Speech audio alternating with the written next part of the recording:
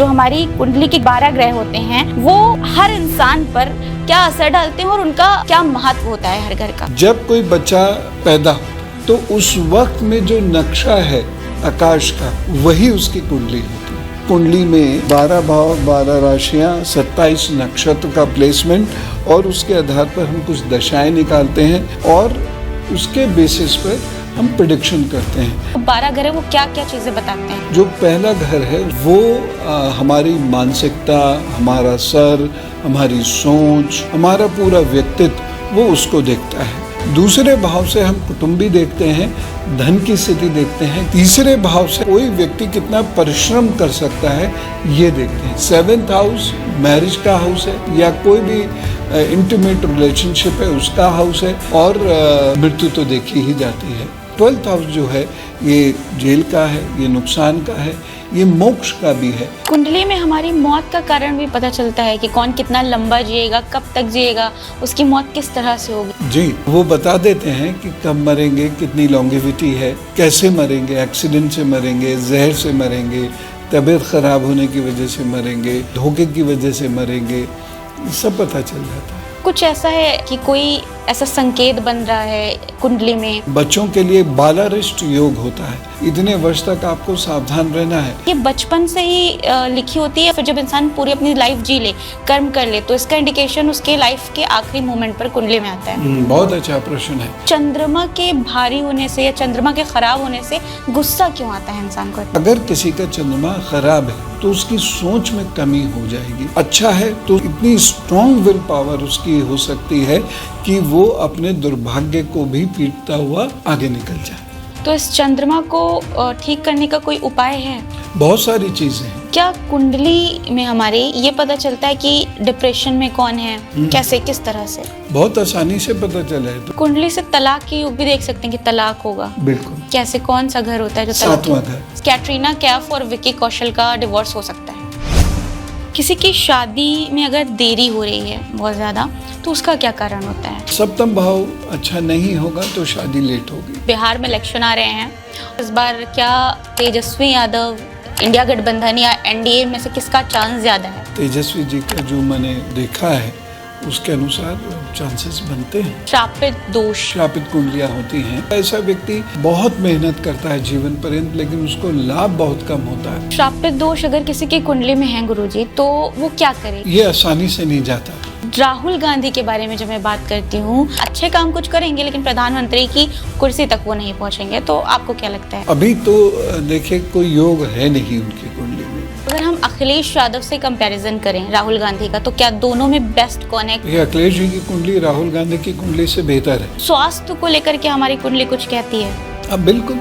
तो अगर किसी के भाव खराब है, मतलब इसमें कुछ ग्रहों की स्थिति खराब है, तो उसको कौन से ग्रह ऐसे होते हैं और उसको क्या उपाय करना चाहिए? राहु केतु भी क्या किसी की मृत्यु के लिए प्रॉपर जिम्मेदार होते हैं? हाँ। कोई समाधान होता है इसका कि अगर इस तरह की स्थिति बन रही है तो कुछ उपाय किए जाएं जिससे ये चीजें टल जाए?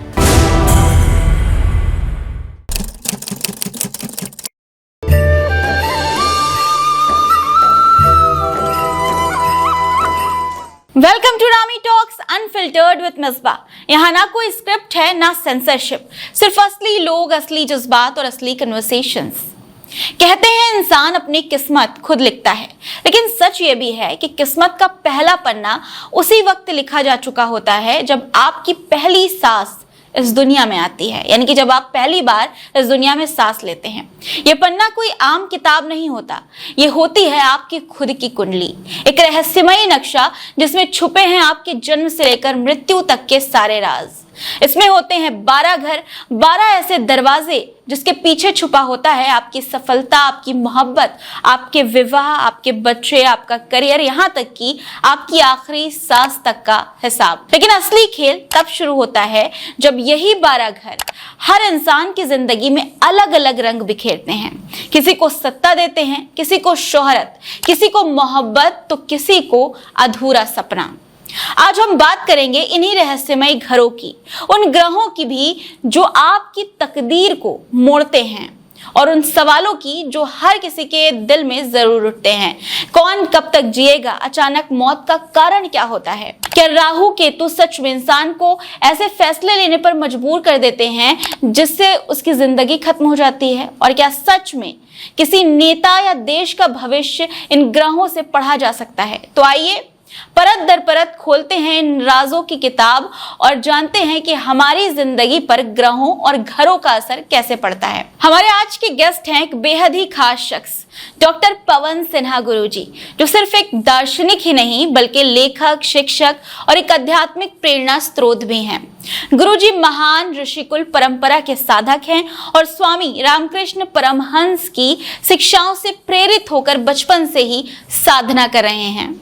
8 साल की उम्र से शुरू हुई उनकी साधना आज लाखों लोगों की जिंदगी को दिशा दे रही है। बहुत बहुत स्वागत है गुरुजी आपका हमारे पॉडकास्ट में। बहुत बहुत धन्यवाद। गुरुजी आज बिल्कुल शुरुआत से शुरू करते हैं। बहुत सारे ऐसे लोग हैं जिन्हें कुंडली के बारे में जानकारी नहीं है कि जो 12 ग्रह होते हैं वो क्या करते हैं, कैसे उनकी जिंदगी पर असर डालते हैं। तो आप क्या ये बता सकते हैं कि जो हमारी कुंडली के ग्रह होते हैं, 12 ग्रह होते हैं, वो हर इंसान पर क्या असर डालते हैं और उनका क्या महत्व होता है हर घर का? हाँ, हम नटशल में बात कर सकते हैं, यद्यपि ये बहुत गंभीर और गहरा विषय है, इस पर तो महीनों तक बात की जा सकती है, लेकिन हम एक नटशल में इस पर बात कर सकते हैं। जब कोई बच्चा पैदा होता है, जब वो बच्चा जैसे ही उसकी नाल कटती है और वह इस धरती पे आता है, मदर के ब्लड से वो ऑक्सीजन ब्लड वगैरह नहीं लेता है, गर्भ से बाहर आ जाता है, तो उस वक्त में जो नक्शा है आकाश का, वही उसकी कुंडली होती है। तो उस वक्त में कोई नक्षत्र कहाँ है, कोई राशियाँ कहाँ हैं, उन राशियों में किन प्लैनेट्स का मूवमेंट है, ये सब। हालांकि देखिए, उसमें ये चीज़ है कि जो चीज़ हमें धरती से दिखाई दे रही है इस तरीके से, वो आकाश में जब हम देखेंगे तो वो इस तरीके से नहीं होगी। वो आकाश में हज़ारों मील ऊपर नीचे, लाखों मील ऊपर नीचे होगी। लेकिन धरती से हमें मतलब है, तो धरती से हम जब देखते हैं किसी भी चीज़ को, तो वो जो नक्शा हमें दिखाई देता है, जो ग्रह का जो एक ट्रांजिशन हमको दिखाई देता है, उसके बेसिस पे हम बहुत सारी प्रेडिक्शंस कर सकते हैं। यद्यपि इसको लेकर बहुत सारे लोगों में डाउट रहता है, बहुत सारे लोग इस पर बिलीव नहीं करते हैं, बहुत सारे लोग एविडेंसेस मांगते हैं। एविडेंसेस थे हमारे पास, लेकिन समस्या क्या हुई कि साइंस में एक ज़रूरी चीज़ है कि प्रोसेस क्या है। आपकी हाइपोथेसिस आई और आपका कंक्लूजन है, बीच का प्रोसेस क्या है। तो वो बहुत सारी किताबें, क्योंकि पहली बात, भारतीय सनातन परंपरा जो है ये बहुत लंबी परंपरा है। दूसरी बात जो इसमें मैं कहना चाहूँगा कि बहुत सारी किताबें जो बाद में लिखी भी गई वो नष्ट कर दी गई। तो इस वजह से हमारे पास बहुत सारी चीज़ों के प्रोसेस नहीं है, प्रक्रिया नहीं है, लेकिन कार्य शुरू हुआ, कार्य पूर्ण हुआ, इसके बहुत सारे एविडेंसेस हैं। अगर इसको एविडेंस मानेंगे तो बहुत सारी चीज़ें हैं, और इसी को एविडेंस लेना चाहिए कि हमने एक चीज़ शुरू की थी, वो चीज़ पूर्ण हुई नहीं हुई, अब कैसे हुई ये आकाश जाने। तो हम इस तरीके से इसको देते हैं। इसमें B.M. Hegde in defence of astrology में उन्होंने बहुत अच्छे से समझाया है, मैंने भी समझाने की कोशिश की है। ओशो ने बहुत अच्छे से इसको समझाने की कोशिश की है। वो 8,500 साल का ज्योतिष का इतिहास बताते हैं। तो अनेक ऐसे और लोग हैं, जैसे रशिया में डॉक्टर चेज़ेविस्की हैं, एक डॉक्टर ब्राउन हैं, ये सब लोग हैं ना, एस्ट्रोलॉजी के जो मायने हैं इसको कभी डिमीन नहीं किया, बल्कि जो हिपोक्रेटिस जो थे, अगर मैं सही प्रोनाउंस कर रहा हूँ तो जो इंग्लिश मेडिसिन के जन्मदाता हैं, वो भी कुंडली देखते थे। न्यूटन के बारे में भी मैंने कहीं पढ़ा था हालांकि अनफॉर्चुनेटली वो अभी एविडेंस मेरे पास है नहीं, लेकिन वो भी एस्ट्रोलॉजी में उनका इंटरेस्ट था और वो जानते भी थे बहुत सारी चीज़ें एस्ट्रोलॉजी के बारे में। तो एस्ट्रोनॉमी और एस्ट्रोलॉजी में एक फ़र्क ये आ जाता है कि एस्ट्रोनॉमी जहाँ रुक जाती है, एस्ट्रोलॉजी थोड़ा और आगे जाके उसके इम्पैक्ट्स का एनालिसिस करती है, जिसे हम फलित ज्योतिष कहते हैं। तो उसमें क्या होता है, जो उस वक्त का आकाशीय नक्शा होता है वो 360 डिग्री का होता है, जिसमें हम 30-30 डिग्री के 12 भाव, जिसे आप दरवाजे कह रहे थे, बहुत अच्छा टर्म आपने यूज़ किया इसमें। तो ये 30 डिग्री के 12 दरवाजे हैं, 12 कमरे हैं। हम उसे 12 अंग्रेज़ी में हाउसेस बोल देते हैं, हिंदी में उसे 12 भाव बोल देते हैं। तो ये मैं दिखाना चाहूँगा। तो ये इस तरीके से वो 12 भाव उसमें रहते हैं। 12 भाव में 12 राशियाँ हो गई, जो आपने भी कहा। उसके बाद ये जो प्लैनेट्स हैं, हमारे यहाँ नवग्रह कहते हैं उसको, लेकिन उसमें 2 नोड्स हैं जो चंद्रमा की नोड्स हैं, राहु और केतु। यद्यपि चंद्रमा का चूँकि इम्पैक्ट बहुत ज़्यादा होता है, अर्थ के नियरेस्ट है, और चंद्रमा का प्रभाव शरीर पर बहुत ज़्यादा होता है, मन बुद्धि चेतना पर तो बहुत ज़्यादा होता ही है। इसलिए राहु केतु का भी प्रभाव हम इग्नोर नहीं करते। कुछ एस्ट्रोलॉजर्स हैं जो यूरेनस और प्लूटो का भी प्रभाव लेते हैं। तो लेकिन सुविधा की दृष्टि से यहाँ पर 5+2 मान लेते हैं, वो 2 छाया ग्रह हैं। तो वो 7 ग्रह यहाँ पर बैठते हैं, और राहु और केतु चंद्रमा में एक टॉप नोड है, एक लोएस्ट नोड है। तो वो जो जिस अंतर से रहते हैं 180 डिग्री का, वो अंतर यहाँ पर कुंडली में भी देखने को मिलेगा। तो उसके अनुसार एक कुंडली बनाई जाती है। उस कुंडली में 12 भाव, 12 राशियाँ, 27 नक्षत्र का प्लेसमेंट, और उसके आधार पर हम कुछ दशाएं निकालते हैं, विंशोत्तरी दशाएं आदि ये सब निकालते हैं, और उसके बेसिस पर हम प्रेडिक्शन करते हैं। केवल यही नहीं देखा जाता, इसे हम D1 चार्ट बोलते हैं, यानी लग्न चार्ट होता है। इसके बाद नवमान चार्ट होता है। अलग अलग चीज़ों को देखने के लिए अलग अलग चार्ट होते हैं। तो उन चार्ट्स की मदद से बहुत सारी चीज़ें देखी जाती हैं। मैं ये नहीं कहता गलतियाँ नहीं होती, तो दुनिया का कोई प्रोफेशन ऐसा नहीं है जिसमें गलतियाँ ना हो, क्योंकि हर प्रोफेशन को जो आगे बढ़ाता है वो ह्यूमन है, और ह्यूमन बीइंग से कभी उसका मूड कैसा है, कभी मूड कैसा है, गलती हो जाती है। तो लेकिन फिर भी जो ज्योतिष में, फलित ज्योतिष में जो संभावनाएं हैं, इसमें बहुत सारी विधि हैं। जैमिनी ऋषि की अपनी अलग विधि है, और नक्षत्र नाड़ी ज्ञान है, उसकी अपनी अलग विधि है। तो कृष्णमूर्ति जी की अलग विधि है। तो बहुत सारे बड़े बड़े विद्वान लोग हैं जिन्होंने इसके बारे में लिखा है, और ये काफ़ी हद तक एक्यूरेट है। और मैंने जिस चीज़ को स्पेशलाइज करने की कोशिश की, मेरा इंटरेस्ट बच्चों की तरफ है, मेरा इंटरेस्ट यूथ की तरफ है। तो उनकी मेंटालिटी क्या है, वो किस तरीके से चल रहे हैं। मैं बहुत ज़्यादा, कभी देखना पड़े तो अलग बात है, शादी ब्याह भी, हालांकि मैं इसमें बहुत ज़्यादा इंटरेस्टेड नहीं रहता। तो एक यूथ किस तरीके से सोच सकता है, या एक बच्चा किस तरीके से सोच सकता है कि क्या उसके लगभग IQ लेवल रहेगा, EQ लेवल रहेगा, उसको 30वें 40वें साल में जाकर कौन सा रोग हो सकता है, उसके अंदर टेंडेंसीज कौन सी हैं। इन सब चीज़ों में पेरेंटिंग को लेकर, पेरेंट्स को क्या करना चाहिए बच्चों के लिए, इसमें मेरा ज़्यादा इंटरेस्ट रहता है, और वो हम कुंडली की मदद से बहुत आसानी से देख सकते हैं। अब जैसे गुरुजी इसमें 12 घर होते हैं, 1 2 3 इस तरह से, तो जो पहला घर होता है उसका महत्व क्या होता है, मतलब वो क्या इंडिकेट करता है, दूसरा घर क्या इंडिकेट करता है, इसलिए जो 12 घर है वो क्या क्या चीज़ें बताते हैं? हाँ, मैं बहुत शॉर्ट में आपको बताता जाता हूँ। जो पहला घर है उसको लग्न हम बोलते हैं, और वो हमारी मानसिकता, हमारा सर, हमारी सोच, हमारा पूरा व्यक्तित्व वो उसको देखता है। दूसरे भाव से हम कुटुंबी देखते हैं, धन की स्थिति देखते हैं, गले की स्थिति देखते हैं, दांतों की स्थिति देखते हैं। तीसरे भाव से हम भाई बहन देखते हैं, और कोई व्यक्ति कितना परिश्रम कर सकता है ये देखते हैं। क्योंकि एक बात मैं आपको विशेष रूप से दर्शकों के लिए कहना चाहूँगा कि ज्योतिष केवल भाग्य को समझने का ही विज्ञान नहीं है, ये शास्त्र नहीं है, बल्कि ज्योतिष आपको कर्म करना सिखाता है। ज्योतिष आपको ये बताता है कि ये कर्म करो और इस तरीके से कर लो। वो आपको केवल वेज देता है कि ऐसे कर्म कर लोगे तो आपका नफ़ा ज़्यादा होगा, आपका लाभ ज़्यादा होगा, नुकसान आपका कम होगा। तो तीसरा भाव आपको कर्मठता कितनी है, आप कितनी यात्राएं कर सकते हैं, इसके बारे में भी बताता है। और एक्सीडेंट से रिलेटेड भी कुछ इन्फॉर्मेशन थर्ड हाउस से मिलती है।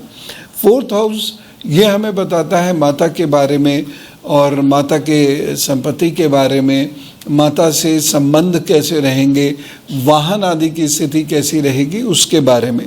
पांचवा घर पढ़ाई लिखाई, रोमांस और विदेश यात्रा या लंबी दूरी की यात्राओं के बारे में बताता है। ये मैं बहुत नशल में बता रहा हूँ, क्योंकि अगर हम इसके बहुत डिटेल्स में चले जाएंगे तो फिर कई महीने लग जाएंगे।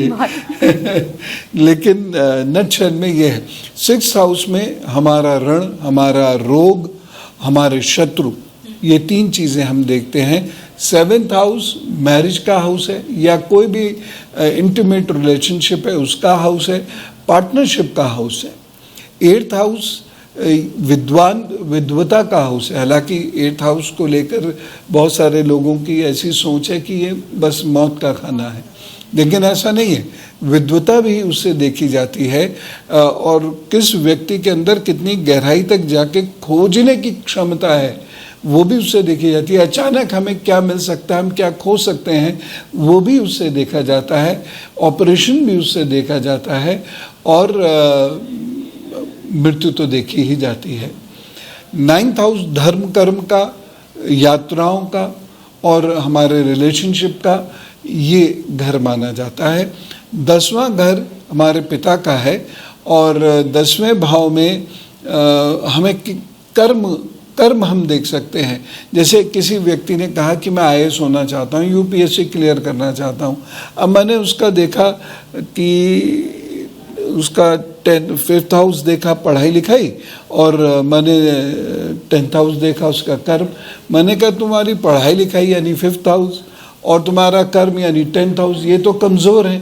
जब ये कमज़ोर हैं तो UPSC क्लियर कैसे करोगे?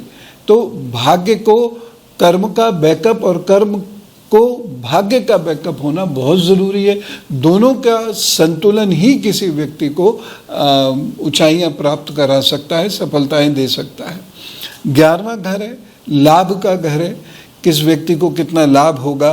बहन भाइयों का भी घर है और नुकसान भी इससे हम देखते हैं। तंत्र मंत्र में किस व्यक्ति की कितनी प्रवीणता रहेगी, ज्योतिष में कौन व्यक्ति कितना अच्छा रहेगा, 9th और 11th के कॉम्बिनेशन से पता चलता है। जिस व्यक्ति का दूसरा घर, 9वां घर, 11वां घर ये कहीं आपस में मिलते हैं किसी रूप से भी, तो वो व्यक्ति ज्योतिष में या ऐसी साइंसेस में बड़ा प्रवीण होगा जिसमें कुछ चीज़ ढूंढ के लेके आनी है ना, जिसमें मिस्ट है। जैसे एक व्यक्ति को पता चलता है कि ये हमारी ये ज़मीन जो है इसके नीचे कुछ दबा हुआ हो सकता है। उसने खोदना शुरू किया और वहाँ एक इतनी जीवंत सभ्यता की प्राप्ति उनको हुई। तो इस तरीके से वो जो इंटेलेक्ट होता है वो उससे पता लगता है। और 12th हाउस जो है ये जेल का है, ये नुकसान का है, ये मोक्ष का भी है और ये पुनर्जन्म के बारे में या अगले जन्म के बारे में भी बताता है। ये भी बताता है कि तुमने इनफ अच्छे कर्म करे हैं, अब तुमको दोबारा इस धरती पे नहीं आना, तो अब जन्म मृत्यु के जो चाल है उससे मुक्त है। तो ये सारी चीज़ें हम 12 घरों से, राशियों से और उनके ग्रहों से देखते हैं। ग्रह हर भाव का एक मालिक ग्रह होता है जिसे हम भावेश बोलते हैं और उससे हम बिल्कुल अपने डिसीजंस पर पहुंच सकते हैं। बहुत सारे ऐसे लोग हैं जो 70-80% तक एक्यूरेट कैलकुलेशंस करते हैं, बहुत सारे ऐसे लोग। बिल्कुल। 12th घर के बारे में आपने बोला कि इससे हम ये पता कर सकते हैं कि लोग धरती पर अब वापस आएंगे या नहीं आएंगे, मतलब उन्हें मोक्ष मिलेगा या नहीं। तो ये जो चीज़ होती है ये बचपन से ही लिखी होती है या फिर जब इंसान पूरी अपनी लाइफ जी ले, कर्म कर ले, तो इसका इंडिकेशन उसके लाइफ के आखिरी मोमेंट पर कुंडली में आता है? बहुत अच्छा प्रश्न है। ये लिखा तो बचपन से ही है। कर्म से हम उसको सुधार सकते हैं। अगर कोई अच्छी चीज़ है तो कर्म से उसे बेहतर बना सकते हैं, और अगर जीवन में कुछ बुरा होना है तो कर्म करके उसे कम बुरा कर सकते हैं। ये मनुष्य के हाथ में है।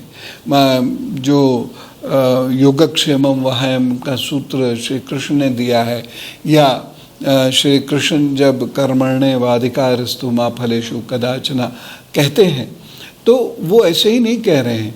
वो ये कह रहे हैं कि तुम्हें कर्म तो करना पड़ेगा, तुम बिना लड़े युद्ध नहीं जीत सकते, है ना। तो युद्ध भूमि में तुम जाओगे, तुम्हें अगर धर्म की स्थापना करनी है, तुम्हें अगर शांति सत्यता की स्थापना करनी है, तो उस युद्ध में आपको उतरना पड़ेगा।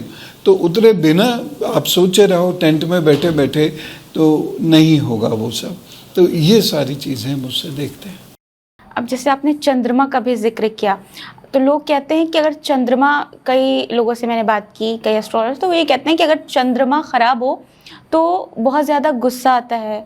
तो मैं ये नहीं समझ पाती कि चंद्रमा को देखकर बहुत शालीनता महसूस होती है, बहुत ठंडक आती है, तो वो चंद्रमा के भारी होने से या चंद्रमा के ख़राब होने से गुस्सा क्यों आता है इंसान को? देखिए, चंद्रमा हमारे मन का कारक है, तो हमें उसको देखकर नहीं नोट करना है, हमें उसकी पोजीशन हमारी कुंडली में क्या है उसके अनुसार नोट करना है। अब जैसे किसी का चंद्रमा राहु के साथ है तो ऐसे व्यक्ति को गुस्सा आएगा, किसी का चंद्रमा मंगल के साथ है तो ऐसा व्यक्ति गुस्से वाला होगा, एग्रेसिव होगा, आक्रामक होगा, छोटी छोटी सी बात पे वो चिड़चिड़ाएगा। अगर वही चंद्रमा केतु के साथ है तो वो व्यक्ति इंटेलिजेंट तो बहुत होगा लेकिन शक्की भी होगा, वहमी भी होगा, ज़रा सी बात पर उसको डाउट हो जाया करेगा। और ऐसी मदर्स की ऐसी आदत होती है कि 12 बजे बच्चे के आने का समय है, 12:01 हो गया, क्यों नहीं आया? तो हाँ। जबकि हो सकता है जैम लग गया हो 5-10 मिनट, तो वो एंग्जाइटी बहुत ज़्यादा देता है। तो इस तरीके से चंद्रमा को हम देखते हैं। दूसरी बात, अगर हम ब्रेन की स्टडी करें तो ब्रेन में हाइपोथैलेमस का जो हिस्सा है, जो चिंतन करता है, सोचता है, जिसमें विचार आते हैं, ये मून से गवर्न होता है। तो अगर किसी का चंद्रमा ख़राब है, कमज़ोर और ताकत की बात नहीं कर रहा मैं, ख़राब है, तो उसकी सोच में कमी हो जाएगी।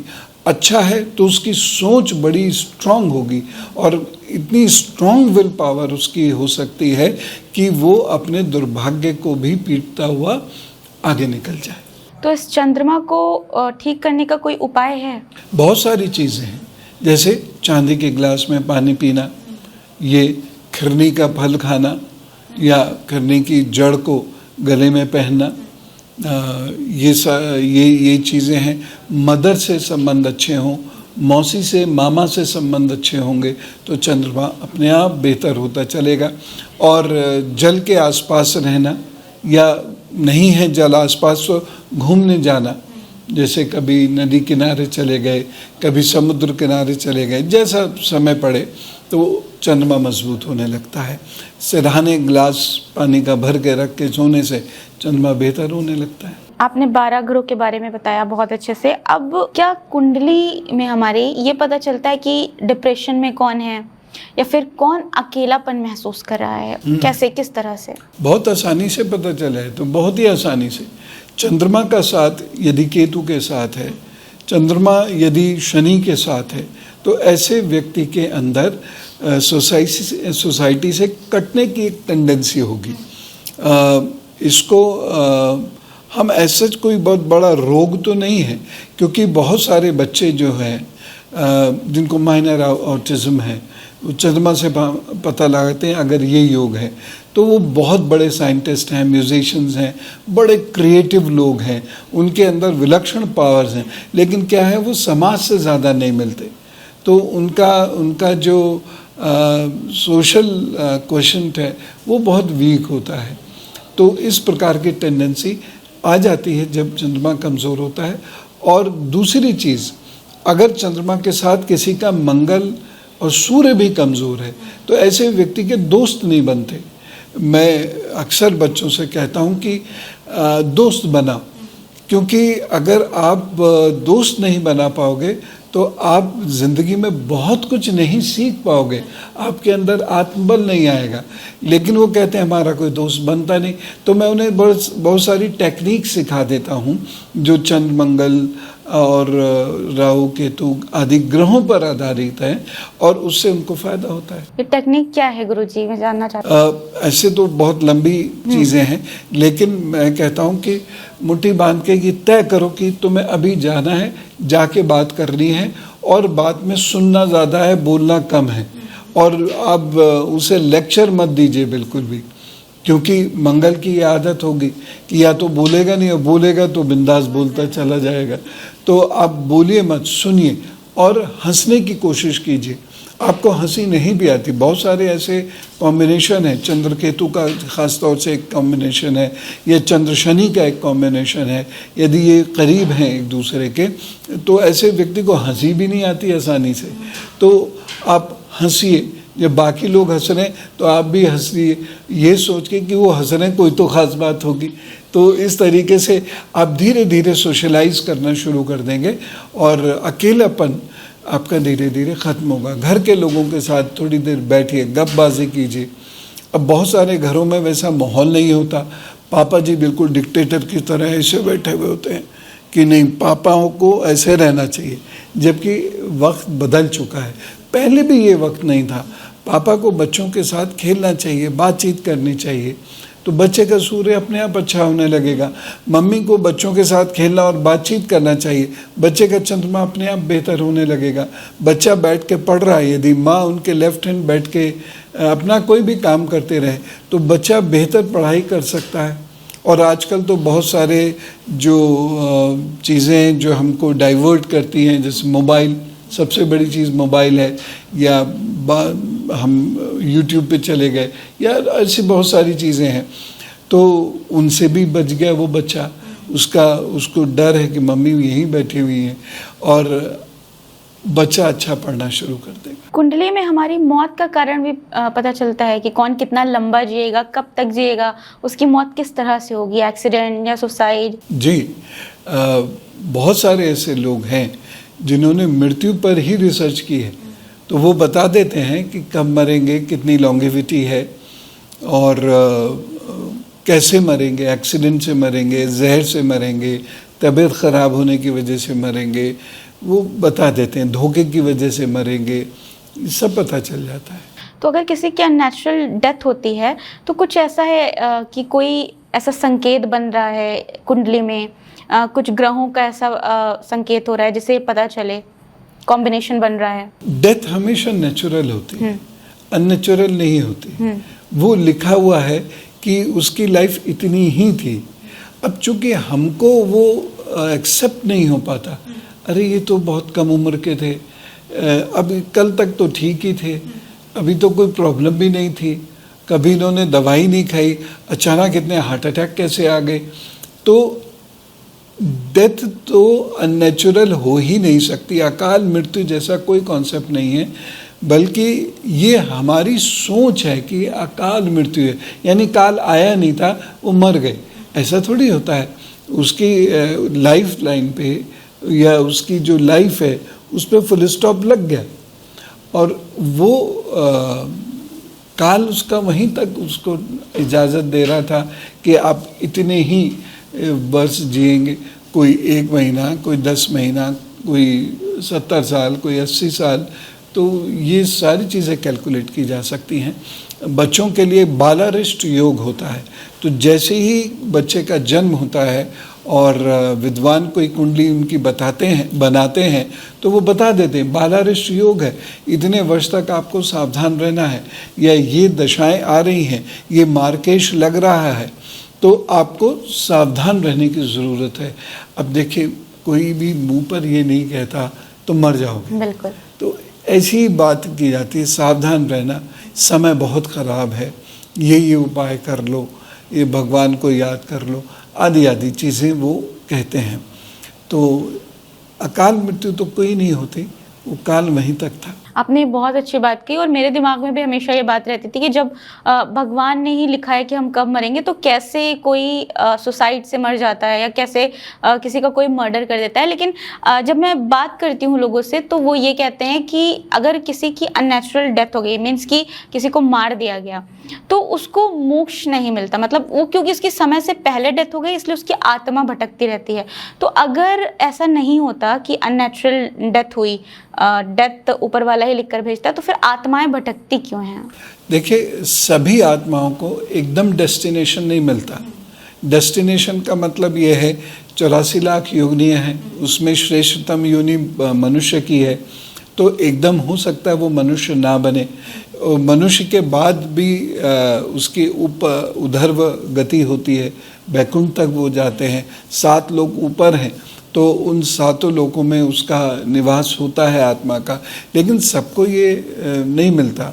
और इसमें केवल मर्डर का ही केस नहीं है, कोई भी केस है, कोई भी अतृप्त व्यक्ति है, तो अतृप्त व्यक्ति अगर गया है तो उसका शरीर भले ही जल जाए, लेकिन उसकी आत्मा उस तृप्ति की तरफ जाने की कोशिश करती है। तो ये आत्माओं का खेल है और बहुत सारे लोग आत्माओं से दोस्ती भी कर लेते हैं। गुरुजी, अब जैसे ये 12 घर होते हैं, अब इनमें ग्रह आते हैं फर्स्ट में, तो ये सारे ग्रह जो आते हैं वो सबके लिए अलग अलग होते हैं, मतलब सब पर अलग अलग प्रभाव डालते हैं। जैसे शनि मान लीजिए किसी का प्रवेश किया पहले घर, दूसरे घर या तीसरे घर में, तो वो सबकी लाइफ पे अलग अलग इम्पैक्ट डालेगा। डेफिनेटली वो अलग अलग इम्पैक्ट डालेगा और लग्न से इम्पैक्ट चेंज होते हैं।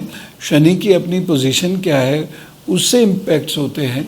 अब जैसे किसी का शनि वक्री होकर 6ठे भाव में नीच का बैठा है, तो ये इम्पैक्ट बिल्कुल अलग है। और शनि वक्री होकर 7वें भाव में बैठा है नीच का, तो इम्पैक्ट अलग हो गया। तो एक ही भाव बदला लेकिन इम्पैक्ट में बहुत ज़्यादा परिवर्तन आ गया। तो हर भाव का, हर राशि का, हर प्लैनेट का, हर प्लैनेट की हर डिग्री का एक अलग इम्पैक्ट होता है। कुंडली से तलाक के योग भी देख सकते हैं कि तलाक होगा। बिल्कुल। कैसे, कौन सा घर होता है जो 7वां घर? 7वां घर शादी का भी होता है, संबंध विच्छेद का भी होता है। और ये बता भी दिया जाता है कि देखिए आपकी कुंडली में 2 विवाह के योग हैं। अब 2 विवाह के योग, चूँकि जो सनातन सिस्टम है उसमें एक ही विवाह है, तो जो 2 विवाह के योग हैं इसका मतलब ये है कि पहली पत्नी या पहला पति नहीं रहेंगे, चाहे वो तलाक की वजह से ना रहें, संबंध विच्छेद की वजह से या मृत्यु की वजह से ना रहें, लेकिन वो जो है बिल्कुल स्पष्ट दिखाई देता है। और उनको हम उपाय भी बताते हैं, वो उपाय काम कर भी सकते हैं, नहीं भी कर सकते हैं। भाई जैसे डॉक्टर है, वो एक परेशानी के लिए एक हल तो निकालते हैं, लेकिन वो परेशानी सॉल्व हो भी सकती है, वो नहीं भी हो सकती है। प्रोबेबिलिटीज़ तो ज़िंदगी में रहती हैं, क्योंकि अल्टीमेट ट्रुथ तो ऊपर वाला है, हमारा ईश्वर है। वो अल्टीमेटली क्या लिख के भेजता उसको तो कोई काट नहीं सकता। लेकिन एक ज्योतिषी है, एक संत है या एक योगी है, वो आपको रास्ते ज़रूर बताते हैं कि ऐसा करने से चीज़ें बेहतर हो जाती हैं। तो आप उसका वो उपाय कर लीजिए, उसको रेमेडीज़ कर लीजिए। लेकिन ये हमें पता चल जाता है 7th हाउस से। 7th हाउस में यदि सूर्य का प्रभाव है, 7th हाउस में यदि मंगल का प्रभाव है यानी मंगल दोष है, 7th हाउस में यदि शनि का प्रभाव है या राहु का प्रभाव है, तो ऐसे में संबंध विच्छेद होंगे या मल्टीपल मैरिजेस के योग बनते हैं, बहुत सारे अफेयर्स डेवलप हो जाते हैं, तो ऐसे योग बनते हैं। मैंने सुना है कि जैसे अगर किसी की 2 शादी के योग बन रहे हैं, तो अगर वो एक ही इंसान से 2 बार शादी कर ले तो वो भी समाधान होता है इसका, कहते हैं। लेकिन मेरे देखने में ये नहीं आया, तो कहीं ना कहीं उसमें थोड़े सुधार की ज़रूरत है। एक ही व्यक्ति से 2 बार विवाह उम्र के अलग अलग पड़ावों में किया जा सकता है, कि एक पोस्ट 50 में कर लिया, एक जो मैरिज हुई वो कर लिया। लेकिन कुंभ विवाह है, किसी वृक्ष के साथ विवाह है, इस प्रकार के भी बहुत सारे उपाय हैं और कामयाब भी रहते हैं। मतलब पहले किसी पेड़ से शादी कर ली, फिर उसके बाद नेचुरल जो शादी होती है वो शादी कर ली। अब तलाक की बात हो रही है, तो क्या तलाक, कुछ ऐसे लोग हैं जिनका तलाक कैसा है कि उनका होना ही होना है, कैसे लोग होते हैं वो, क्या साइन होता है? देखिए, सप्तम भाव पे सूर्य, शनि, मंगल का, राहु का अगर सीधा और अनिष्ट प्रभाव होगा तो ऐसे में संबंध विच्छेद होगा, डिवोर्स होगा ही होगा। बॉलीवुड में क्या किसी के डिवोर्स के कुछ ऐसा योग है? मतलब आपने कुछ देखा है? अभी मैं कुछ देख रही थी, एक एस्ट्रोलॉजर को सुन रही थी, तो वो कह रहे थे कि कैटरीना कैफ और विकी कौशल का डिवोर्स हो सकता है। देखिए, ये हो भी सकता है, नहीं भी हो सकता है। हमारे पास कैटरीना कैफ या विकी कौशल की एग्जैक्ट कुंडलियाँ नहीं हैं, जिन पे होंगी वो बता सकते हैं बिल्कुल। तो ये बाकी कयास है कि हो भी सकता है, नहीं भी हो सकता है। राहु केतु की हम लोगों ने बात की, तो राहु केतु भी क्या किसी की मृत्यु के लिए प्रॉपर जिम्मेदार होते हैं? हाँ, बिल्कुल हो सकते हैं। ख़ास तौर से राहु लोहे से, आग से, कटने से, एक्सीडेंट से बहुत सारी डेथ में देखा गया है कि राहु की दशा या अंतर्दशा चल रही है, या राहु का संबंध 8वें या 30वें भाव में उस वक्त बन रहा है गोचरवश उसकी कुंडली में। तो ऐसे में राहु भी मारक का रोल प्ले करता है। कोई समाधान होता है इसका कि अगर इस तरह की स्थिति बन रही है तो कुछ उपाय किए जाएं जिससे ये चीज़ें टल जाए? देखिए, मृत्यु जैसी चीज़ मनुष्य पूरी तरह तो नहीं टाल सकता, केवल एक प्रयास करता है। और प्रयास क्या है? भगवान को मनाना।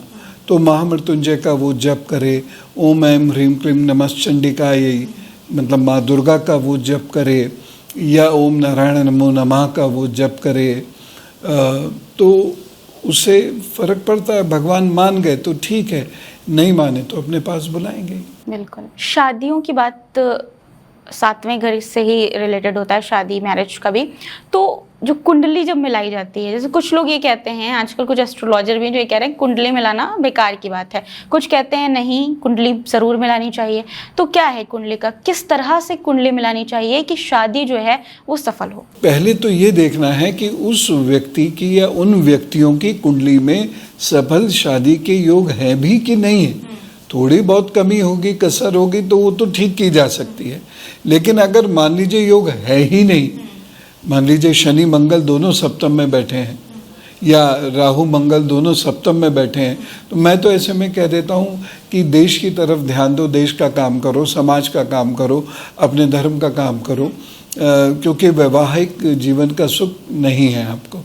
तो सुन के व्यक्ति को झटका तो लगता है, लेकिन साल 2 साल में जाके वो उस चीज़ को जज्ब कर लेता है, और उसके बाद वो फिर धीरे धीरे अपनी ज़िंदगी को बेहतर बनाने में लगता है, बनिस्बत इसके कि वो ये ढूंढता रहे कि लड़का, यही लड़का होगा, वो लड़की होगी, वगैरह वगैरह, क्योंकि उसमें ज़्यादा कष्ट है, उसमें ज़्यादा परेशानी है।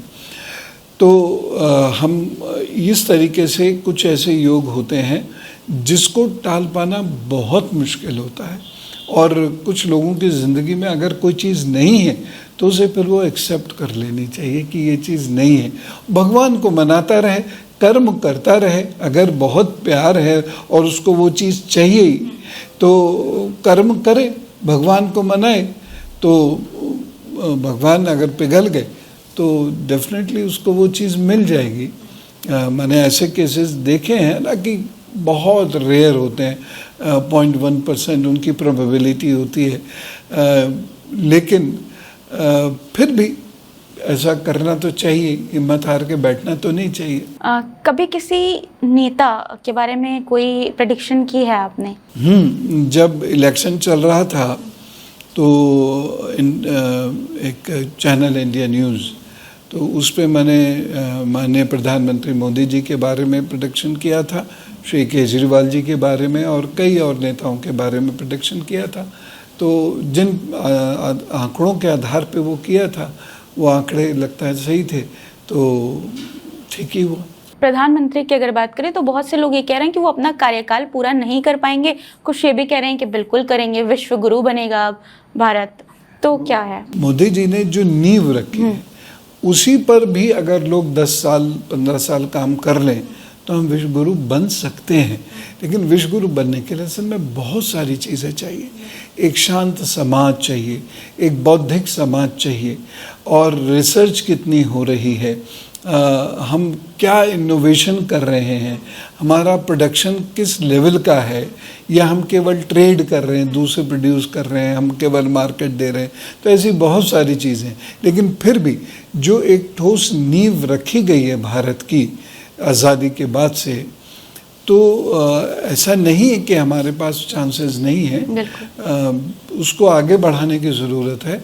जो पहले प्रधानमंत्री नेहरू जी ने किया उसको इंदिरा जी ने आगे बढ़ाया, शास्त्री जी ने आगे बढ़ाया, इंदिरा जी ने आगे बढ़ाया, फिर और भी हुए, राजीव जी ने आगे बढ़ाया, और मनमोहन जी ने आगे बढ़ाया, फिर मोदी जी ने तो एक मतलब एक नई डायमेंशन दे दी देश को। तो अब मोदी जी जैसा कोई व्यक्ति हो जो एक नई डायमेंशन, नया विजन दे दे दुनिया को, तो बिल्कुल हो सकता है, ये पॉसिबिलिटीज़ हैं। अब बहुत सारे फैक्टर्स इसमें हैं जो कुंडली के अनुसार मैं देखूं तो अगर बहुत मजबूरी होगी तभी मोदी जी 27 का चुनाव लड़ेंगे, अन्यथा नहीं लड़ेंगे। तो कार्यकाल मतलब ये वाला जो है वो पूरा करेंगे? हाँ, इसका निर्णय 17 सितंबर के बाद से होने लग जाएगा और ये बहुत जल्दी स्पष्ट दिखाई भी देगा।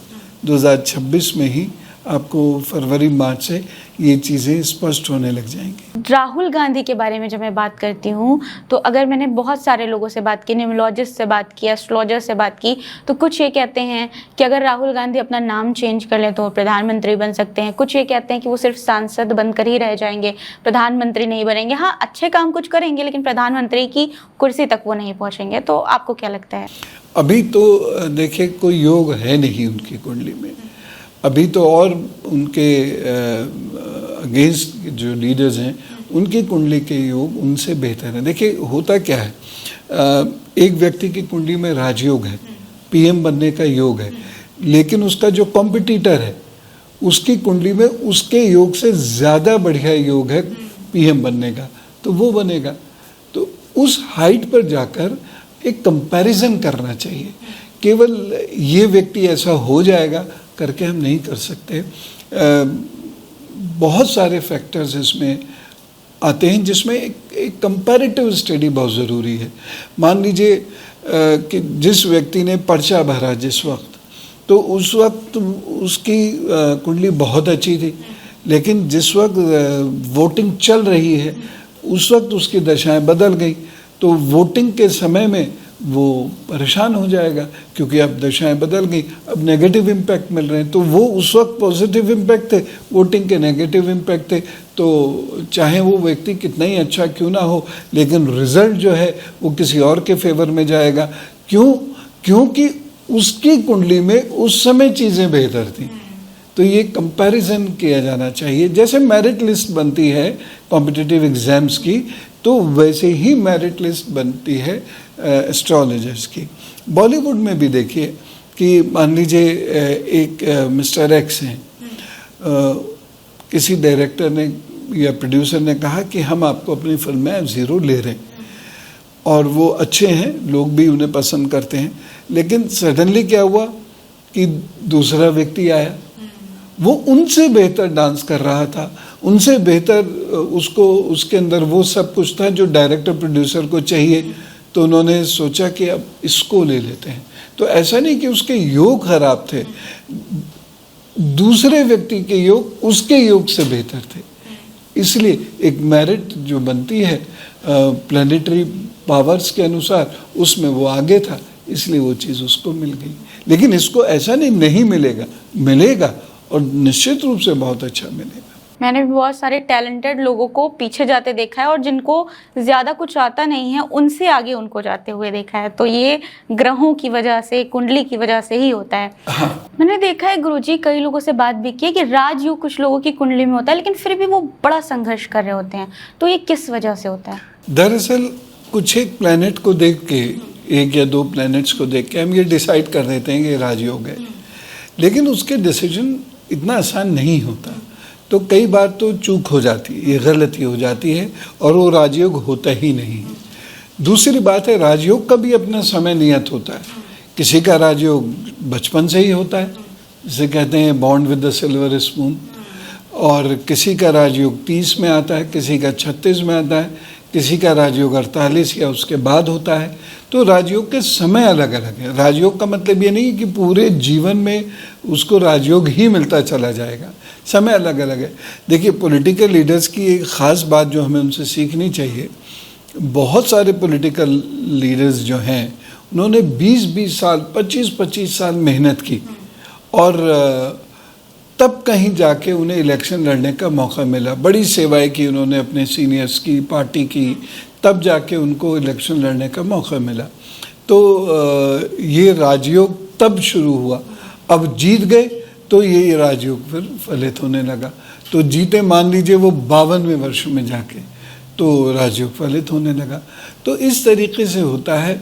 अब जैसे कोई यूपीएससी कर रहा है तो क्लियर कर गया, वो आईएएस हो गया या आईपीएस हो गया, जो भी है, तो उसका राजयोग 22वें साल से 30वें साल के बीच में ही शुरू हो गया किसी वक्त, और उसमें और बड़ी पोजीशन अगर उसको मिलेगी, कैबिनेट सेक्रेटरी हो गया, वो डीजीपी हो गया, तो उस वक्त में और अच्छा राजयोग हो गया। और कई लोग को बीच में छोड़ना पड़ जाता है, ऐसी परिस्थितियां बन जाती हैं। तो राजयोग को एक तो देखना बहुत ध्यान से चाहिए कि ये राजयोग बन रहा है कि ये बन ही नहीं रहा है, लग रहा है कि ये बन गया है। दूसरी बात यह है कि ये राजयोग जो बना है ये कितना स्ट्रॉन्ग है। अगर थोड़ा बहुत राजयोग है तो उसको घर, मकान, गाड़ी मिल गई, और बहुत स्ट्रॉन्ग है तो उसकी प्रतिष्ठा समाज में होगी।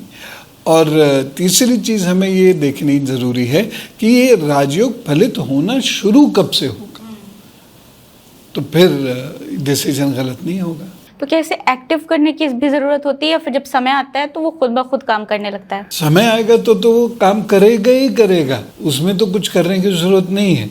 उसको बेहतर करने के लिए या थोड़ा जल्दी करने के लिए जिस ग्रह से राजयोग बन रहा है उस ग्रह को मजबूत करने की ज़रूरत हो जाती है, तो उसको मजबूत कर सकते हैं। सिल्वर स्पून की अभी आपने बात कही, तो अब बिहार में इलेक्शन आ रहे हैं और तेजस्वी यादव को लेकर कहा जाता है कि सिल्वर स्पून के साथ वो जन्मे हैं। तो क्या लगता है आपको कि इस बार क्या तेजस्वी यादव, इंडिया गठबंधन या एनडीए में से किसका चांस ज़्यादा है? तेजस्वी जी का चांस मुझे इस बार लगता है कि वो पिछले इलेक्शन से कहीं बेहतर करेंगे। बिहार की राजनीति में एक बड़ी उथल पुथल होने वाली है। ये अभी से शुरू होगी और ये दिसंबर में और ज़्यादा होगी और इलेक्शन के बाद भी होगी। तो एक बड़ी उथल पुथल होने वाली है। बहुत सारे कुछ लीडर्स ऐसे हैं जो अपना चमत्कार नहीं दिखा पाएंगे, या बहुत सारे लीडर्स को वो अब लाइमलाइट नहीं मिलेगी। तो उन सब में हम कह सकते हैं कि तेजस्वी जी बेहतर करेंगे, लेकिन हमें बीजेपी को अंडररेट नहीं करना है वहाँ, क्योंकि ये बहुत पॉसिबिलिटीज़ हैं कि बीजेपी अपने दम पर कुछ विशेष काम कर जाए। लेकिन खैर वो तो पॉलिटिकल कैलकुलेशंस अलग हैं, लेकिन तेजस्वी जी का जो मैंने देखा है उसके अनुसार चांसेस बनते हैं। सीएम की कुर्सी तक पहुंच सकते हैं, इतने चांसेस हैं। हाँ, मैं ये तो श्योरिटी से तो नहीं कह रहा, लेकिन बिल्कुल पहुंच सकते हैं, इतने चांसेस बनते हैं। अभी हम लोग राहुल गांधी की बात कर रहे थे, तो आपने कहा कि उनके साथ वाले जो नेता हैं तो उनका उनसे ज़्यादा अगर परफॉर्म करेगा उनकी कुंडली, उनके ग्रह, तो वो उनसे आगे निकल जाएंगे। तो अगर हम अखिलेश यादव से कंपैरिजन करें राहुल गांधी का, तो क्या दोनों में बेस्ट कौन है, कौन ज़्यादा चांसेस हैं किसके प्रधानमंत्री बनने? अखिलेश जी की कुंडली राहुल गांधी की कुंडली से बेहतर है। और आप देखिए कि राहुल गांधी की प्रतिष्ठा बड़ी है।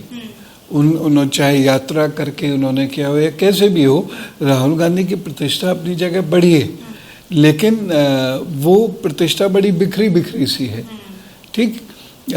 लेकिन अखिलेश जी उनका वो फोकस तरीके से काम कर रहे हैं, तो यहाँ सूर्य मंगल उनको बेहतर परिणाम देगा राहुल गांधी जी के अपेक्षा। राहुल गांधी की कुछ एक्शन उनको, मुझे लगता है ऐसा कि पीछे ला देते हैं। जैसे अभी की ही बात करें, बिहार में उन्होंने रैली की, अब उसके बाद मलेशिया चले गए हैं, तो उस पर ट्रोल किया जा रहा है उन्हें कि अब वो वेकेशन मनाने गए हैं। खैर, कहते हैं कि जैसे पुराने ज़माने में ऐसा होता था कि जो राजा महाराजा होते थे उनकी कुंडलियों से उनके जो राज्य हैं उसका भविष्य देखा जाता था। तो अब के जो प्रधानमंत्री हैं, जैसे हमारे देश के एक तरह से कहा जाए कि वो रिप्रेजेंटेटिव हैं, वो राजा हैं, तो उनकी कुंडली से अगर हम देखें तो क्या लगता है आपको कि देश कहाँ जाएगा? जैसे कि अभी ट्रंप ने जो चीज़ें की, टैरिफ बढ़ाए उन्होंने 50%, उसके साथ चीन के हमारे रिश्ते काफ़ी बेहतर होते हुए नज़र आ रहे हैं, रूस के साथ भी और चीन के साथ भी। तो क्या लगता है आपको कि ट्रंप का फैसला कैसे रहने वाला है और प्रधानमंत्री का चीन के साथ कैसा रिलेशन रहने वाला है देश का? देखिए, जहाँ तक मुझे लग रहा है तो मैं इसमें ये तो कहूँगा कि चीन के साथ हमारी ज़्यादा चलेगी नहीं। और मैंने एक जगह इंटरव्यू दे रहा था तो मैंने उसमें ये कहा था, जब ये चीज़ें जिस दिन 50% उन्होंने टैरिफ को बोला था ट्रंप ने, मैंने कहा था ट्रंप को दिक्कत हो जाएगी, हमको दिक्कत नहीं है, क्योंकि भारत की इकोनॉमी बहुत अच्छा कर रही है और भारत का मार्केट इतना बड़ा है। और जिस तरीके से मोदी जी ने इसकी ब्रांडिंग की है या उनके सहयोगी ने जिस तरीके से उसकी ब्रांडिंग की है, वो इतनी गज़ब की है कि वो दुनिया के कई देश यहाँ पर पैसा लगाने को तैयार हैं। तो अमेरिका को दिक्कत हो जाएगी, टेम्परेरीली भारत के लोग इफ़ेक्टेड हैं क्योंकि उन्होंने कभी ऐसा सोचा नहीं था, लेकिन आगे जाकर भारत तो संभल जाएगा, ट्रंप का संभलना मुश्किल है। इसलिए ट्रंप की समझ में ये बहुत जल्दी आ जाएगा 15-20 दिनों के अंदर, और ट्रंप फिर से भारत के साथ मित्रता कायम करने की कोशिश करेगा और चीज़ों को सुधारने की कोशिश ट्रंप करेगा। मोदी जी रिस्पॉन्ड करेंगे, लेकिन कोशिश पहले ट्रंप से शुरू। अभी जैसे 2026 आने वाला है, लोग ये भी कह रहे हैं कि बदलाव का साल होने वाला है। जिस तरह से 2025 में बहुत ज़्यादा तबाही हुई, अब 2026 बदलाव का साल है और इस बदलाव में हमारे रिलेशन काफ़ी अच्छे होंगे चीन के साथ, और रूस के साथ तो फिलहाल हैं ही ठीक ठाक, और ज़्यादा बेहतर होंगे। तो आप कह रहे हैं कि नहीं, चीन के साथ हमारे रिलेशन अब कभी अच्छे नहीं होने वाले हैं? नहीं, चीन की जो फितरत है वो भारत की फितरत से बिल्कुल अलग है। इवन रूस, दोनों कम्युनिस्ट स्टेट है, रूस भी और चीन भी, लेकिन दोनों की जो सोच है उसमें बहुत फ़र्क है। तो हालांकि हमारे यहाँ के बिजनेसमैन चीन के साथ बिजनेस करता है क्योंकि चीज़ें बहुत सस्ती हैं और वो उनको यहाँ मार्केट में अच्छे तरीके से बेच सकते हैं, लेकिन हम उस पर पूरी तरह डिपेंड हो जाएं ऐसा नहीं। जैसे हम रूस पर डिपेंड हो सकते हैं, ऐसा चीन पे डिपेंड नहीं हो सकते। तो कोई ना कोई मुद्दा ऐसा ज़रूर आ जाएगा जिसमें तलखियाँ बढ़ जाएंगी दोनों के बीच में, फिर चीज़ें ठीक हो जाएंगी, क्योंकि चीन भी समझ गया है कि उसको अब भारत की ज़रूरत है और साउथ एशिया में भारत के बिना वो खड़ा नहीं हो सकता। लेकिन जो छोटे छोटे इश्यूज़ हैं वो भी सामने आ सकते हैं, और बड़े इश्यूज जैसे बॉर्डर डिस्प्यूट है, जैसे इंडियन ओशन का डिस्प्यूट है, तो यहाँ पर थोड़ी सी दिक्कतें रहेंगी।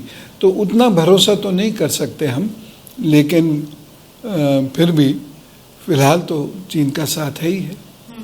आपने जैसे कहा कि ट्रंप खुद से झुकेंगे, कल मैं एक पामिस्ट थे उनसे बात करी थी, तो वो ये कह रहे थे कि प्रधानमंत्री का जो अंगूठा है वो इतना बड़ा है, वो ये इंडिकेट करता है कि प्रधानमंत्री कभी किसी के आगे झुकेंगे नहीं। तो अगर प्रधानमंत्री नहीं झुकेंगे तो देश भी नहीं झुकेगा। ट्रंप का पहला पहल करना इसी बात को वो साफ कर रहा है। जी हाँ, और जैसे ही ट्रंप ने ये सब किया भी था, देखिए प्रधानमंत्री की एक चीज़ है, लोग उस पर कमेंट तो कर देते हैं, लेकिन वो चीज़ की गहराई को नहीं समझते। मोदी जी बहुत सारी बातों पे बिल्कुल मौन हो जाते हैं और वो हवा का रुख पलटते हैं। ऐसा नहीं कि वो आराम कर रहे होंगे, वो बिल्कुल मौन हो जाते हैं। ये मौन रहना भी एक स्ट्रेटेजी है। वो बेबाकी से कुछ का कुछ कहने लगे, जैसे पाकिस्तान के लोग ने कहना शुरू कर दिया, उनके नेताओं ने, तो उससे क्या उन्हीं का माहौल उड़ा। अगर मोदी जी शांत हैं तो वो कहीं कुछ समझ रहे हैं, और जयशंकर जी को उन्होंने आगे किया है। ये पार्ट ऑफ स्ट्रेटेजी है। नेशनल इंटरेस्ट को प्रोटेक्ट इतनी आसानी से थोड़ी किया जा सकता है, उसके लिए बहुत सोचना, बहुत समझना पड़ता है, तब कहीं जाकर होता है। दूसरी बात, मोदी जी का जो हाथ है, तो हाथ काफ़ी बड़ा है, और जिसका अंगूठा जितना बड़ा होगा और जिसमें माइनर लचक होगी, बहुत ज़्यादा लचकीला नहीं होना मतलब चाहिए, पीछे की तरफ बेंड नहीं होगा थोड़ा, ज़्यादा। हाँ थोड़ा सा बेंड होना चाहिए, नहीं तो वो मित्र नहीं बना पाएगा अगर एकदम सीधा हो गया। तो मोदी जी का जो हाथ है, ये हाथ ही अपने आप में इस बात को दिखा रहा है कि ये व्यक्ति जो है ये एक तरीके से राजयोग लेकर जन्मा है, और उस राजयोग का परिणाम, क्योंकि जो व्यक्ति जितना ऊंचा होता चला जाता है उसका परिणाम उसके बाकी जो लोग हैं, नीचे के लोग हैं, वो प्राप्त करते हैं। अब जैसे मोदी जी प्रधानमंत्री बने, न जाने कितने मेंबर पार्लियामेंट जिन्होंने कभी कुछ नहीं किया, मोदी जी का नाम ले लेके वो इलेक्शन जीत गए। कितने एमएलएज ऐसे बने जिन्होंने कुछ नहीं किया, मोदी जी का नाम ले लेके वो एमएलएज हो गए। जैसे कि कई लोगों को हम देखते हैं कि वो मुख्यमंत्री बन जाते हैं, हालांकि उनको पहले हम लोगों ने कभी देखा नहीं होता, नोन फेस नहीं होते हैं वो, उसके बावजूद हालांकि उन्होंने अपने क्षेत्र में काम किए होंगे लेकिन नोन फेस नहीं होते। ऐसे बहुत सारे लोग हैं, और अभी ये कमांडर के ऊपर है, right man for right job, तो मोदी जी उन्हें चुन लेते हैं, और वो जो चुनते हैं, क्योंकि इस वक्त वो अनडिस्प्यूटेड लीडर ऑफ इंडिया हैं, अपनी पार्टी के अनडिस्प्यूटेड लीडर हैं। नाराज़गी अपनी जगह है लोगों की, लेकिन उनकी जो सदारत है उसको कोई चैलेंज नहीं कर सकता। तो Modi ji right man for right job लेके आते हैं, और वो लोग काम करते हैं, काम भी मोदी जी के ही नाम से होता है। अब जैसे नेताओं की और सेलिब्रिटीज की बातें बहुत हो गई, कुंडली की बात भी हमने की। आपने कहा कि मैं यूथ की तरफ ज़्यादा झुकाव रखता हूँ, मैं यूथ के लिए ज़्यादा काम करता हूँ। तो आजकल का जो यूथ है, डाइट उसको कह लें, एनवायरनमेंट कह लें, बहुत ज़्यादा हेल्थ को लेकर कॉन्शियस नहीं है। कुछ लोग हैं, कुछ परसेंट, लेकिन बहुत सारे लोग कुछ भी खा लेते हैं, कुछ भी कर लेते हैं। तो स्वास्थ्य को लेकर के हमारी कुंडली कुछ कहती है? अब बिल्कुल, अगर लग्न किसी की कमज़ोर है, किसी का 8वां भाव कमज़ोर है, 5वां भाव कमज़ोर है, यानी हर भाव शरीर के कोई ना कोई लिम्ब या ऑर्गन को दिखाता है, हर भाव। जैसे 4th हाउस हार्ट को दिखाएगा, 5th हाउस लिवर के पोर्शन को दिखाएगा, तो उससे हम पहचान जाते हैं कि ये व्यक्ति इस चीज़ का रोगी हो सकता है। चंद्रमा बहुत मजबूत है, मान लीजिए शुक्र के साथ है, तो ऐसे व्यक्ति को कफ की प्रॉब्लम रहेगी। किसी का 5वें भाव पर यदि शनि या मंगल का प्रभाव रहेगा, तो ऐसे व्यक्ति को गैस्ट्रिक एसिडिक प्रॉब्लम रहेंगी। तो इसका कोई उपाय है कि अगर किसी की कुंडली में कोई बीमारी दिख रही है तो कुछ उपाय हो जिसको करने से थोड़ा बहुत राहत मिल सकती है?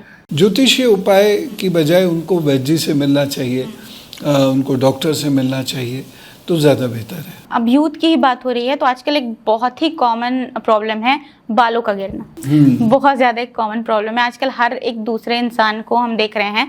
तो इसका भी कुछ कारण होता है या फिर ये सिर्फ एनवायरनमेंट की वजह से हो रहा है? देखिए, कारण तो इसका परिस्थितियों में छिपा हुआ है, पानी में छुपा हुआ है, भोजन में छुपा हुआ है।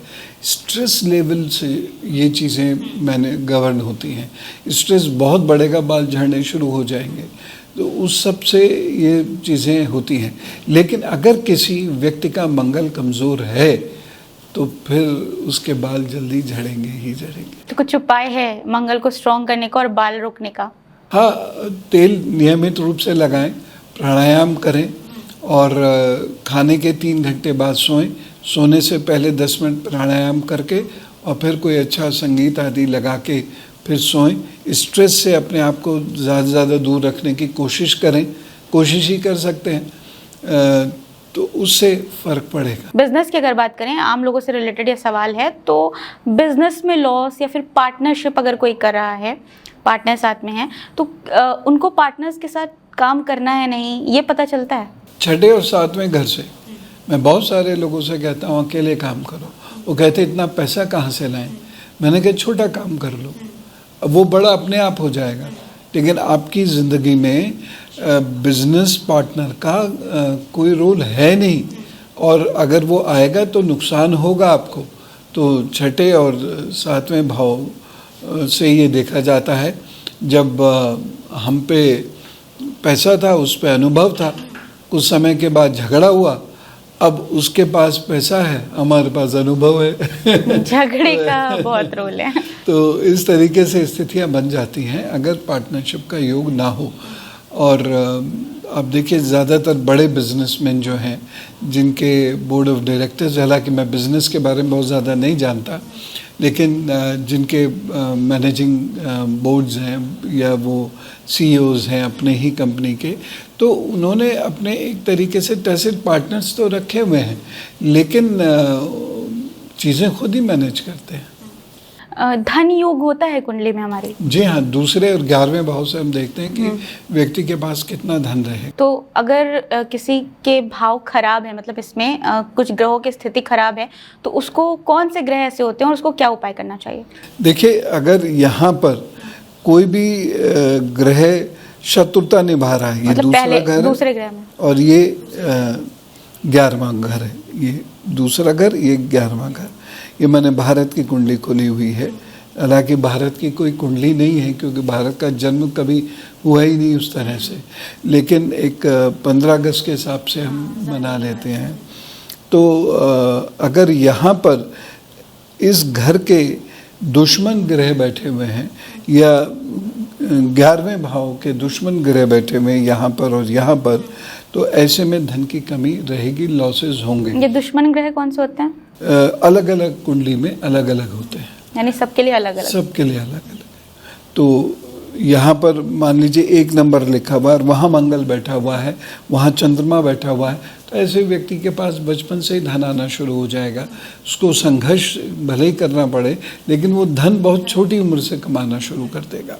तो इस तरीके से वो बहुत सारे कॉम्बिनेशंस यहाँ बनते हैं।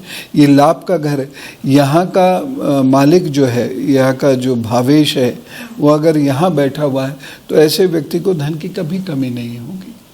या यहाँ पर अगर अच्छे प्लैनेट्स बैठे हुए, जैसे यहाँ जुपिटर बहुत अच्छा रिजल्ट देता है, तो अगर यहाँ पर अच्छे प्लैनेट्स बैठे हुए हैं जो इस घर के दोस्त हैं, तो फिर कोई दिक्कत नहीं होगी।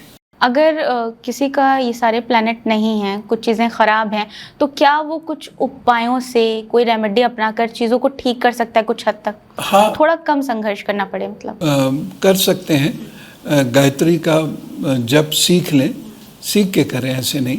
और सूर्य दर्शन है, आदित्य हृदय स्तोत्र का पाठ है, बृहस्पति का जप है, जो निर्धन लोग हैं उनको खाना खिलाना बृहस्पति के दिन, ये सारे उपाय हैं जिनके करने से, या माँ दुर्गा के बुधवार को, विशेष रूप से बुधवार और शनिवार को माँ काली की उपासना करें, तो धीरे धीरे इस प्रकार के जो समस्याएं हैं वो दूर हो जाएंगी। ये तो कुंडली की बात हुई। अब क्या राशि के अनुसार अगर देखें तो कोई ऐसी विशेष राशि है जो मैग्नेट का काम करती है, मनी मैग्नेट का?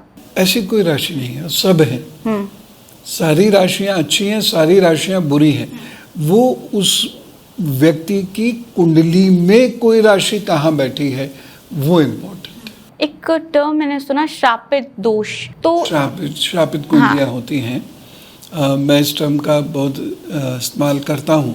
तो मंगल, राहु, शनि से ये बनता है। तो ऐसा व्यक्ति बहुत मेहनत करता है जीवन पर्यंत, लेकिन उसको लाभ बहुत कम होता है, संघर्ष बहुत होता है। परिवार के फ्रंट पर भी उसको संघर्ष का सामना करना पड़ता है, परिवार उसका साथ सहयोग नहीं देता, और जहाँ भी वो पैसा लगाएगा वो पैसा फलेगा नहीं। तो इस प्रकार के उसको दोष आ जाते हैं, तो उसकी सोची समझी चीज़ें वो पूरी नहीं हो पाती। मंगल दोष होता है, बहुत लोग उससे डरते भी हैं। तो मंगल दोष को ठीक करने का या कम करने का कह सकते हैं, कोई सिंपल सा रास्ता है? अनंत मूल की जड़ लाल रंग के धागे में अपने गले में पहने, इससे काफ़ी हद तक फ़ायदा होगा। लेकिन ये ना सोचें कि मंगल दोष 28 में ख़त्म हो जाता है। मंगल दोष ज़िंदगी भर चलता है। अच्छा। हाँ, और उसके बाद एक नियम बना लें कि मंगलवार के दिन उन्होंने गरीबों को, ख़ासतौर से जो मजदूरी करते हैं, जो भिक्षा मांगते हैं उनको नहीं, जो मजदूरी करते हैं उन लोगों को उन्हें भोजन देना है। किसी की शादी में अगर देरी हो रही है बहुत ज़्यादा, तो उसका क्या कारण होता है? सप्तम भाव अच्छा नहीं होगा तो शादी लेट होगी। सप्तम भाव का जो ग्रह है, जो मालिक ग्रह है, यदि वो कमज़ोर होगा तो शादी लेट होगी, नहीं भी हो सकती। श्रापित दोष अगर किसी की कुंडली में है गुरुजी, तो वो क्या करे, कौन सा उपाय करे जिससे उसका असर कम हो? ये आसानी से नहीं जाता। तो ऐसे लोगों को अपना व्यवहार बहुत अच्छा रखना चाहिए। दूसरा, यदि जीवन में उनको गुरु मिल जाए तो बहुत हद तक, लेकिन गुरु का मतलब ये नहीं है कि भाई तुझे हमने गुरु बना लिया बस अब सारी बनाए तेरे से। गुरु की बात माने, गुरु से उतना अफेक्शन हो सके या जिससे उतना अफेक्शन, जिसकी बात हम मान सकते हैं, उसी को हम गुरु बनाएं और फिर उन्हीं के नियमों के अनुसार हम चलें। शिव जी की पूजा करें, माँ दुर्गा की आराधना करें, नारायण की पूजा करें और जब बन पड़े तो दान आदि करते रहें और थोड़ा सा डिसिप्लिन लाइफ जिएं। देर रात को ना सोएं, सुबह जल्दी उठें, उठ के अपना एक्सरसाइज वगैरह जो भी करनी है उसके बाद सूर्य दर्शन ज़रूर करें, तो ये धीरे धीरे कम हो जाता है। थोड़ा सा भी कम हो गया तो आपको रास्ते मिलने लग जाएंगे। चंद्र ग्रहण को लेकर अभी हाल ही में गया है चंद्र ग्रहण, तो बड़ा तहलका मचा, न्यूज़ चैनल से लेकर पूरे देश में बहुत ज़्यादा तहलका, ये करो वक्त खराब हो जाएगा, ये हो जाएगा, वो हो जाएगा। तो अब जैसे कुछ लोग डरे हुए हैं, उन्होंने नहीं कोई उपाय किए, तो चंद्र ग्रहण के बाद अब वो क्या कर सकते हैं जिससे उनकी लाइफ में प्रॉब्लम थोड़ी कम आए? देखिए, चंद्र ग्रहण का जो भी असर या उपाय करने थे वो उस समय तक हो गए।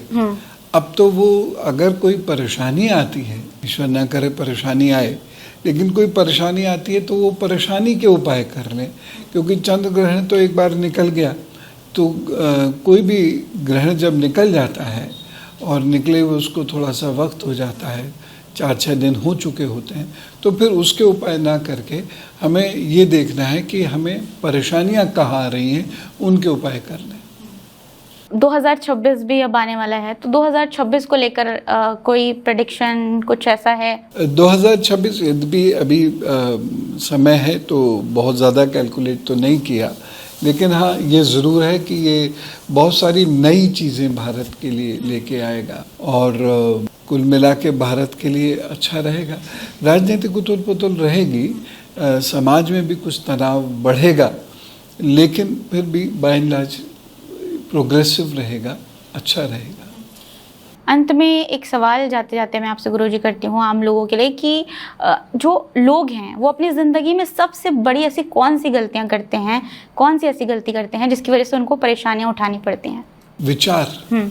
विचार की गलती क्या करती है, विचार जब गलत जाते हैं हमारे तो अननेसेसरी शक होगा, अननेसेसरी वहम होगा, अननेसेसरी लड़ेंगे हम, अननेसेसरी दूसरों को परेशान करेंगे, अननेसेसरी डराएंगे हम, फिर दूसरे भी हमारे साथ ये करेंगे और झगड़ा शुरू, वाद विवाद शुरू, तनाव प्रारंभ हो जाता है। तो विचार पर ही नियंत्रण रखने की ज़रूरत है और विचार पर अगर नियंत्रण होता है तो व्यक्ति खुश भी रहने लगता है। बहुत बहुत शुक्रिया गुरुजी, बहुत अच्छी बातें आपने बताई। मुझे बहुत अच्छा लगा आपसे बात करके। आपके सारे दर्शकों को प्रणाम और आपको बहुत बहुत धन्यवाद। तो आप देख रहे थे गुरुजी को, बहुत अच्छी बातें बताई उन्होंने। आपके भी कुछ सवाल हो तो कमेंट में ड्रॉप करिएगा, दोबारा मौका मिला तो आपके सवाल भी ज़रूर पूछे जाएंगे। चैनल को जाते जाते सब्सक्राइब कर लीजिएगा, लाइक ज़रूर कर दीजिएगा। फिर मुलाकात होगी, तब तक के लिए अपना ख्याल रखिएगा।